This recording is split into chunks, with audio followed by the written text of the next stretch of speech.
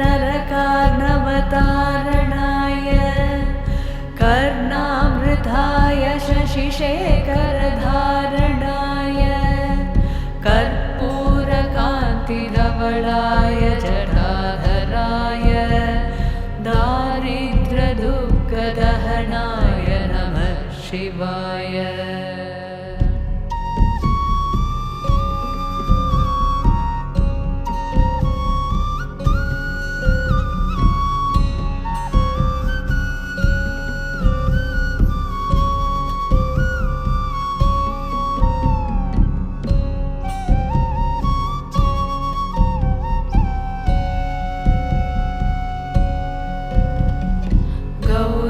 प्रियाय रजनीशकलाधराय कालान्तकाय भुजगाधिपकङ्कणाय गङ्गाधराय गजराजविमर्दनाय दारिद्र्यदुःखदहनाय नमः शिवाय।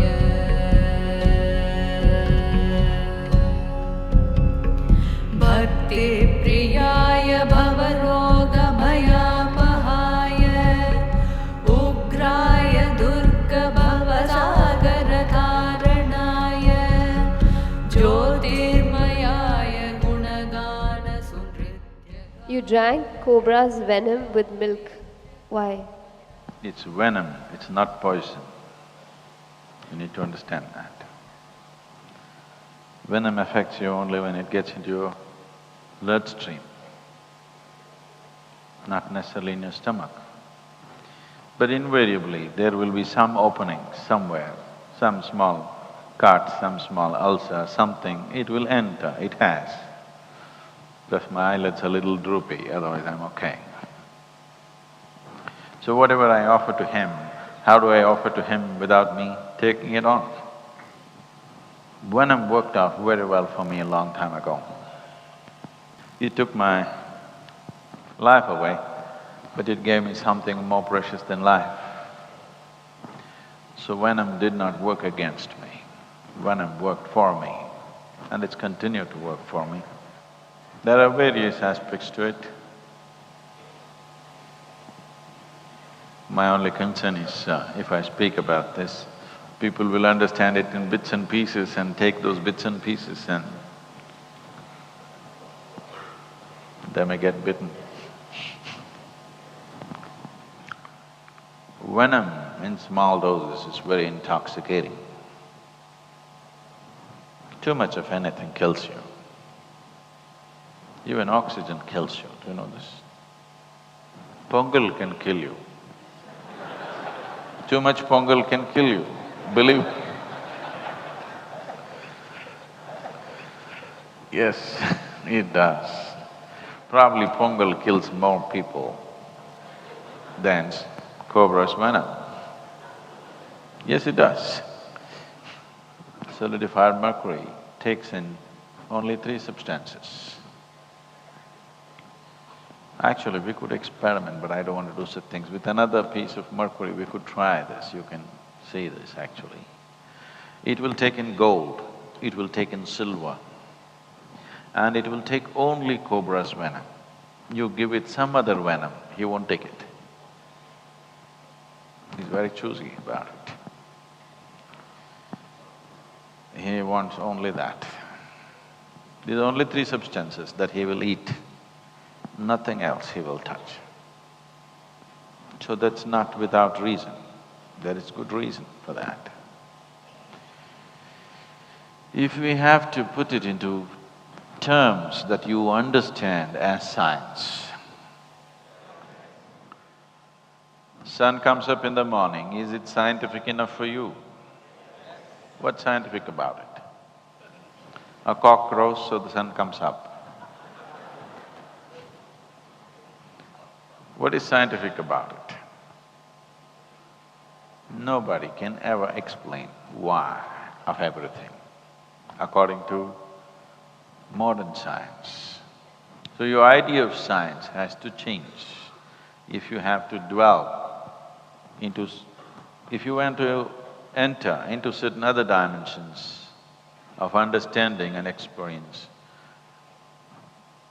your idea of science has to evolve to a different level of thought and a different level of perception more than thought. Snake is a very unique creature, particularly a cobra. The reason why the symbolism of the snake, the raised hood upon Shiva's head, worn as an ornament, is… Shiva is generally described as Trinetra, that means one whose third eye has opened, which essentially means that he has reached the peak of perception. Everything that can be perceived is perceived by him. He is using snake as a symbolism to… in a way, the statement is that he is as perceptive as a snake. What is so perceptive about a snake? A snake in, let's say, Velangiri mountains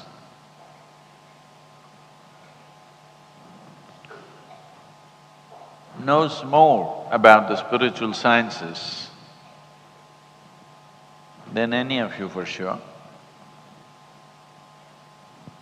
than any spiritual book that you can read on the planet. He knows more about it. Not intellectually, energy-wise. He just knows because everything that's happened in this region, phenomenal things have happened in this region. If you want to know the science of, let's say, creating Dhyana Linga, they know energy-wise, not intellectually. If you can feel energy-wise and then being human, you can translate it into intellect. All our experiences, we are able to intellectualize, isn't it? If you experience something, you are able to intellectualize and then articulate to whatever extent possible. That is essentially a human quality.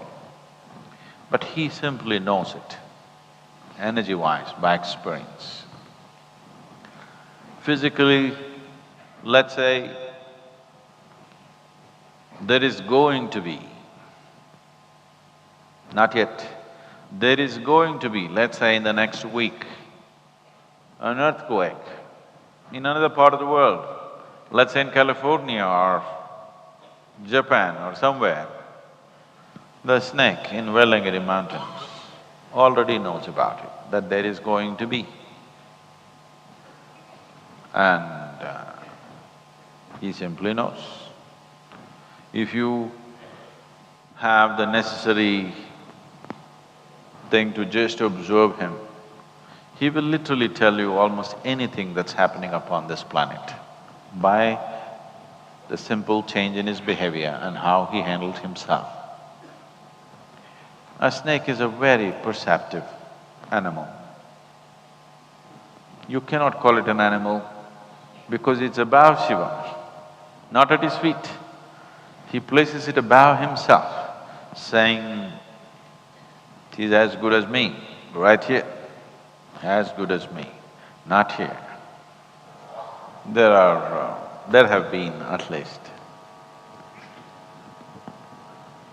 yogis who used the venom in different ways, the cobra's venom.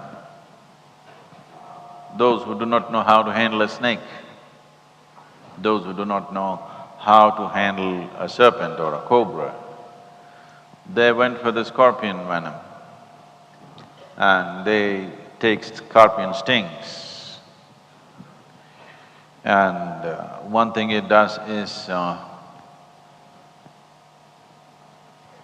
it puts one part of you to a kind of a slumber, and it puts another part of you to a tingling aliveness. I am at a certain advantage. I can simply sit like this till tomorrow morning, because one part of me is like in a slumber, another part of me is in a certain level of brightness. Shukaya bhuvana